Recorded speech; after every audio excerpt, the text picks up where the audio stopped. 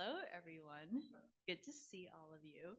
I'm Cassandra Chiao, graduating second year nephrology fellow, and I'm excited to kick off this morning's presentations with my project on PD antifungal prophylaxis, looking at how we are doing and how we can do better. So, the inspiration for this project comes from a night on call early in my first year. I got on the page at around 11 p.m., which is typically around the time that inspiration starts to strike. And it was the ED telling me about this PD patient that has come in with moderate to severe pain around the PD catheter site and along the tunnel. Long story short, we ruled out peritonitis, determined it was a tunnel infection, patient was feeling well, clinically stable, ready to discharge home. So I told them to send him out with 3 weeks of Augmentin per the ISPD guidelines. He already had a follow-up appointment with his outpatient nephrologist in less than 48 hours. What a perfect plan. So we sent him on his way. I sent the outpatient nephrologist a message to detail what had happened. And then the next day, I got a message back from them, and they were like, all right, well done, but did you give the patient antifungal prophylaxis? And I was like, did I what? Because I had no idea what they were talking about.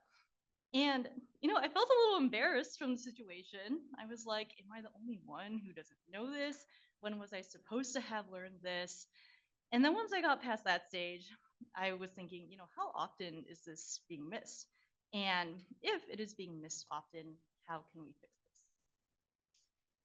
So before I get into the meat of this project, I want to talk more about the rationale for giving antifungal prophylaxis in these situations.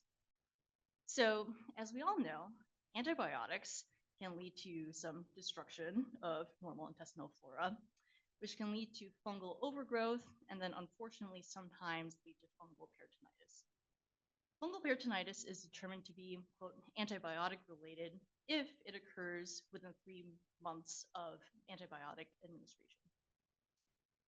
The first time that I could see in the literature about this association between antibiotics and fungal peritonitis was in this small 1982 French study where they were looking at the treatment of bacterial peritonitis.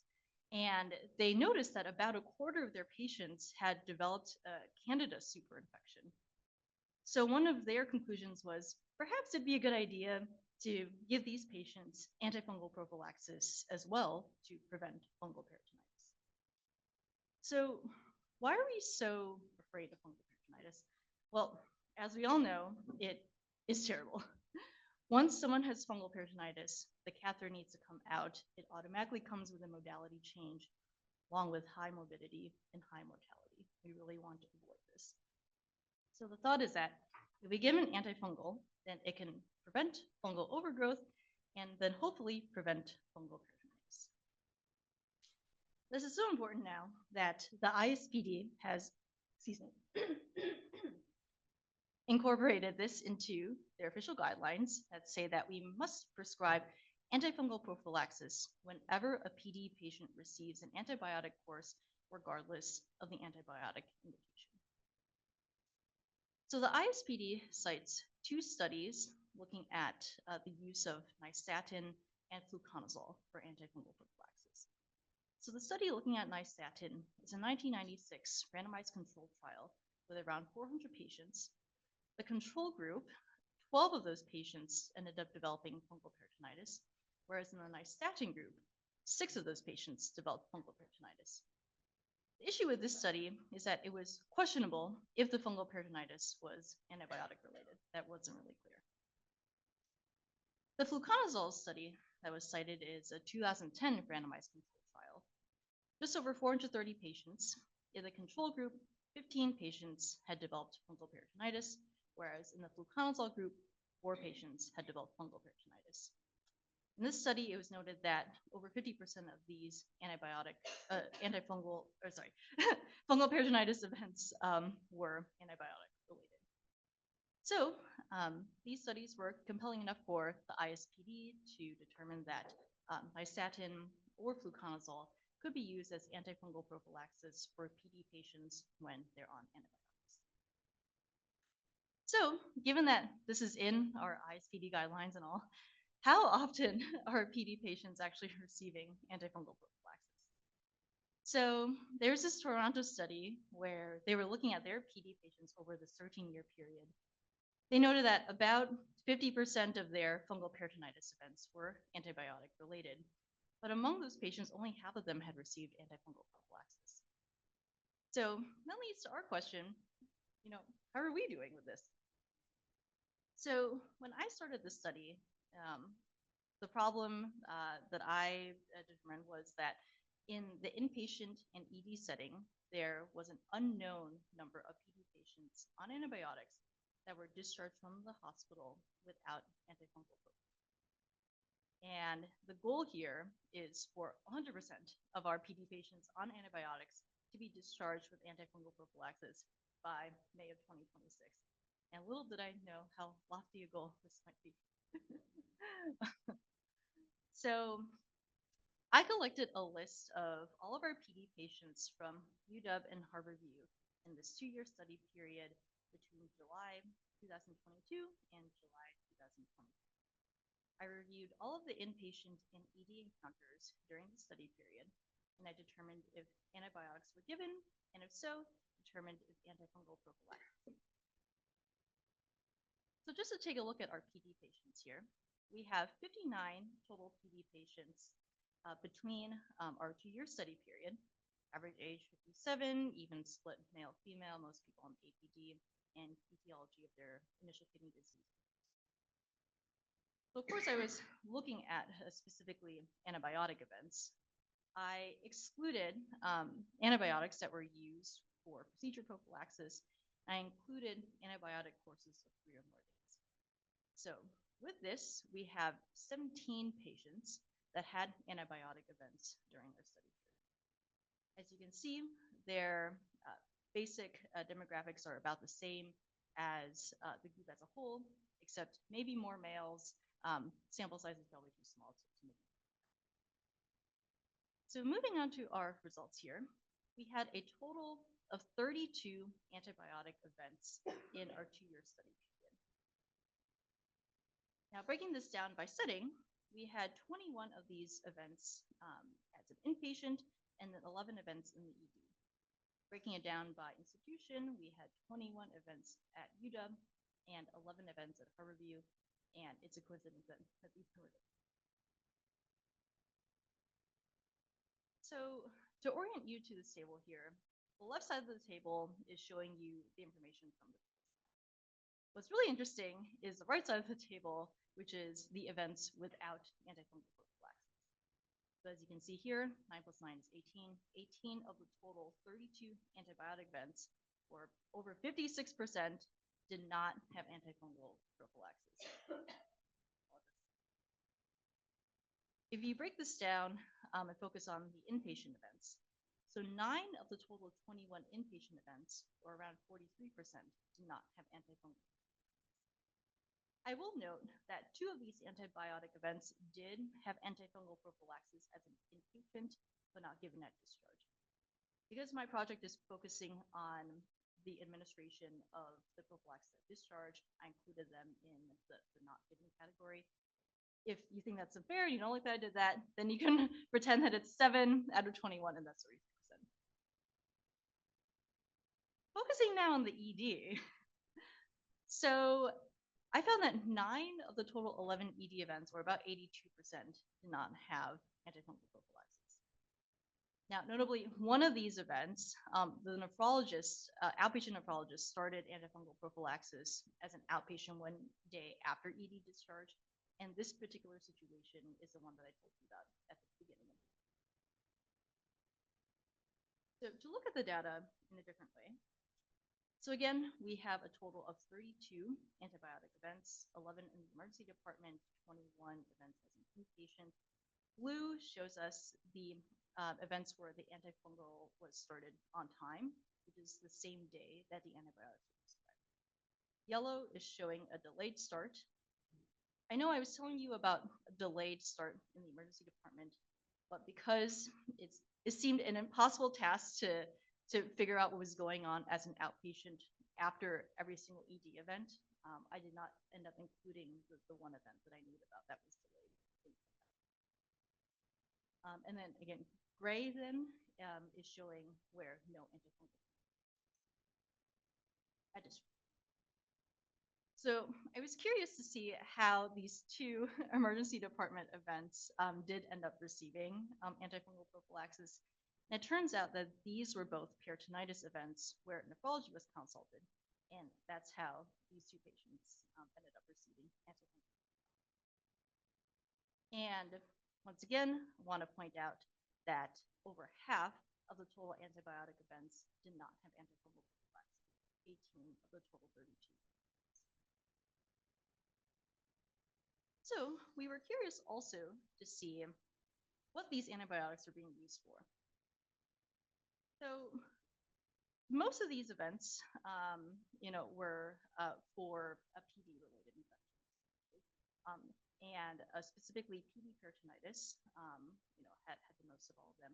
So 12 of the 32 events were for peritonitis. Then next most common was genitourinary, then respiratory, skin soft tissue, abdominal, and then a couple were PD exocyte infections, infection, and there was one instance of PD catheter antibiotics.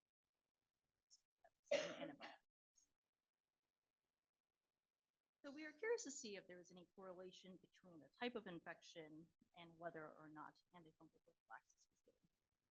So as you can see here, there were 3 abdominal infections. None of them received antifungal prophylaxis. The remainder of these infections here, skin soft tissue, respiratory, genitourinary, most of them did not receive antifungal prophylaxis, but for each of them, one of them did end up receiving. So moving on to PD-related infections. So for peritonitis specifically, we had 12 events of PD peritonitis in the setting. As you can see here, 10 of the events did receive antifungal prophylaxis. Notably, one of these events is actually an event of fungal peritonitis.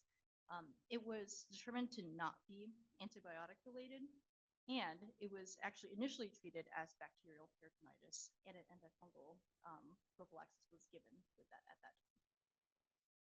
I was curious to see what was going on with the 2 events that did not receive antifungal prophylaxis. And one of the events was where the PD catheter had already been removed and the patient was on hemodialysis, so that's simple. And then the second event, again, was that the patient had received antifungal prophylaxis as an inpatient, but not given that discharge. So really, all in all, doing quite well with giving antifungal prophylaxis when the patient is being treated with bacterial. Moving on to other PD-related infections. So for PD exocyte infection, we had 2 inpatient events of this. Antifungal prophylaxis was given in both of these events. And then again, there's the one event of the UVML infection. Right, so to put all of this together, around half of our total antibiotic events did not have antifungal. Over 80% of the antibiotic events in the ED did not have antifungal prophylaxis. But the good news is that antifungal prophylaxis was mostly given when the infection was PD-related to each other. So what are our barriers to receiving antifungal prophylaxis? So I think knowledge is probably the biggest category. Many providers don't know that PD patients on antibiotics need antifungal prophylaxis to prevent fungal infections. This is most certainly not common knowledge, and I did not know this at the beginning. Also, the other piece of this is that nephrology is often not aware when their PD patients are on. The second piece is communication. Particularly on an inpatient side of things, I think there's often a lack of communication between the primary team and nephrology when the PD patient is on antibiotics. Of course, this goes back to a knowledge issue because if you don't know that they need to be on antifungal prophylaxis. From an organization standpoint, we don't necessarily have a formal policy for the need of antifungal prophylaxis. And then finally, think a lot of times patients themselves don't know that they need antifungal when they're on antibiotics. So how can we be better? From a knowledge standpoint, I think we can continue to incorporate this into our fellow education. I think it is already there, but I think repetition, particularly at the beginning of the year, will be helpful. Because most of the events in the ED did not have antifungal prophylaxis. I think it would be helpful to find an effective way to inform the ED.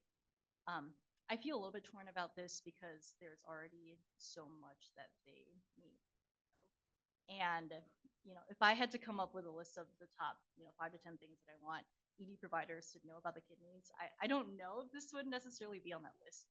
So I'm torn about how to incorporate ED education. Then from an inpatient side of things, nephrology should be on the lookout for when the PD patients are on antibiotics as an inpatient.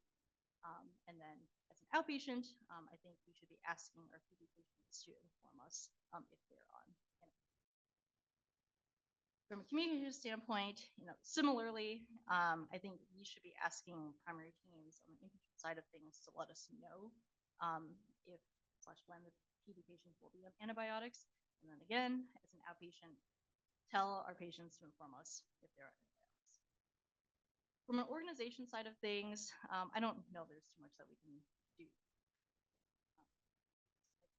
And then finally, we should really ensure our patients know that they need antifungal prophylaxis when they're on antibiotics so that they can advocate for themselves when they're in the ED or when they're seeing other providers and getting antibiotics in those settings. And I think just at the very least, they should tell us when they're in the ED so we can check to see if they got antibiotics. Okay, so some take-home points here.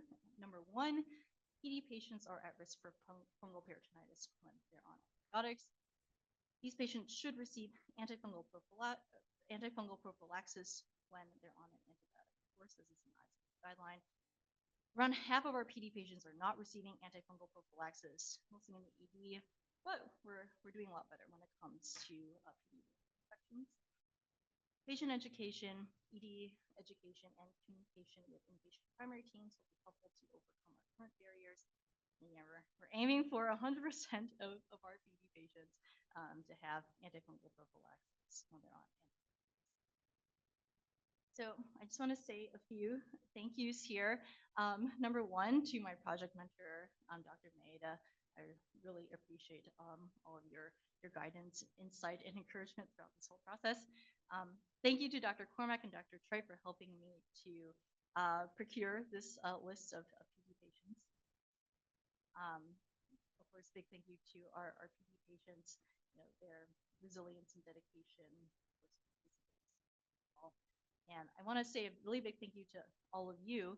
After digging around the charts of our PD patients, I could see that they're extremely well taken care of, and I'm really proud of the work you guys are doing. So thank you so much for your care and for your attention.